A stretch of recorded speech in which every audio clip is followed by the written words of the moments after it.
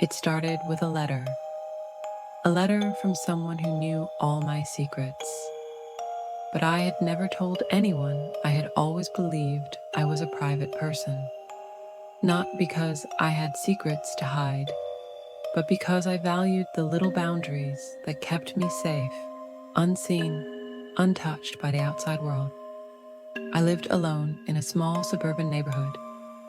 Quiet, safe, predictable, until one rainy Thursday night when the first letter arrived.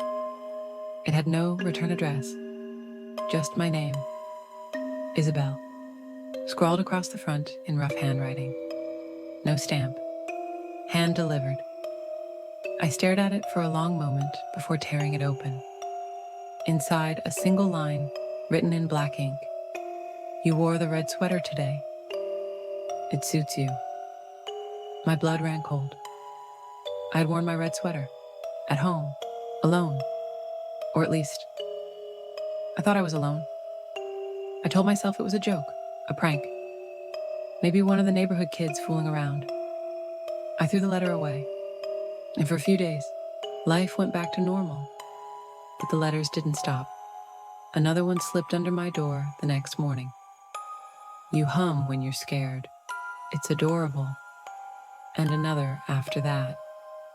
You make coffee at 8:17 a.m. today. You take 2 sugars, 1 cream. Each letter got more personal, more detailed. I started feeling the walls of my house closing in around me. Every creak of the floorboards, every shifting shadow. I was never truly alone, was I? I checked every window, every lock. I installed cameras around the house. Nothing. The police said they couldn't do much without a suspect. They told me to stay alert and document everything. But documentation didn't make me feel safer. It made me realize how vulnerable I really was. Then one evening, a letter came with no words at all, just a photograph of me, sleeping. The timestamp said 2:47 a.m. My skin crawled, my stomach twisted. Someone had been inside my house. While I slept, I stopped sleeping. Paranoia ate away at me like acid. I barely ate. I barely spoke. I kept the lights on 24/7. Yet somehow, the letters kept coming, always when I wasn't looking. I decided enough was enough. I bought a secondhand revolver, loaded it. The next time he came, I would be ready. That night, I waited. I sat in the living room, gun in hand, eyes wide, heart hammering against my ribs. And just after midnight, I heard it. The faint scrape of paper sliding across the floor. I jumped to my feet, spinning toward the front door. Nobody there, just the letter. Hand trembling, I picked it up. Come upstairs, Isabel. I'm waiting. The words blurred through my tears. I tightened my grip on the revolver and slowly crept toward the staircase. The house felt wrong, heavier somehow. Every step creaked. The air grew colder. At the top of the stairs, the hallway stretched endlessly, shadows pooling in corners where no light reached. My bedroom door was ajar. A whisper brushed against my ear. Come in. I nearly dropped the gun. Gathering every ounce of courage, I shoved the door open. Empty. Nothing. Except, on the bed, another letter. You're brave, Isabel, but bravery won't save you. My knees buckled. I stumbled back. That's when I heard it.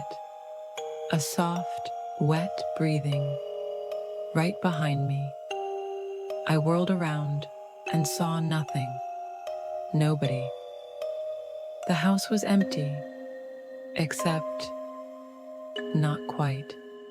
Because there on the ceiling, in the corners where my eyes almost missed it, were tiny black scribbles.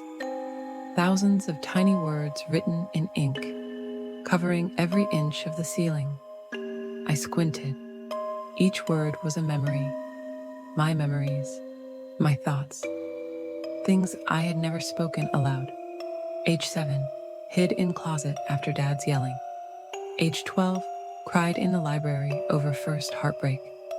Age 16. Lied about the accident to protect mom. Every secret, every guilt, every shame. Exposed. I screamed. Not out of fear, out of rage. Whoever was doing this, they didn't just watch me, they knew me better than anyone ever had. I ran. I ran into the night, barefoot and wild-eyed, heart tearing itself apart inside my chest. I ended up at the police station, sobbing incoherently, thrusting the revolver and the letters at the bewildered officers. They took me seriously this time. An investigation was launched. My house was searched top to bottom, and they found something. A crawl space, hidden behind the wall of my bedroom closet.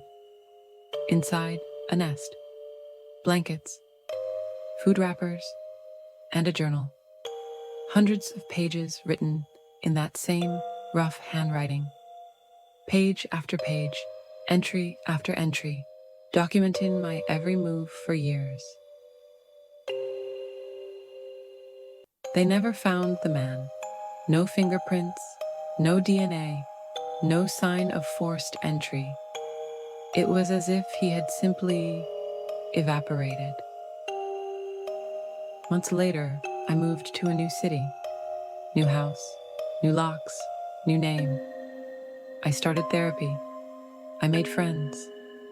I tried to build a life not ruled by fear. And for a while, it worked. Until one day, I found something slipped under my door. No envelope, just a single photograph of me, sleeping. And underneath, a single line. You can move, Isabel, but you'll never be alone again.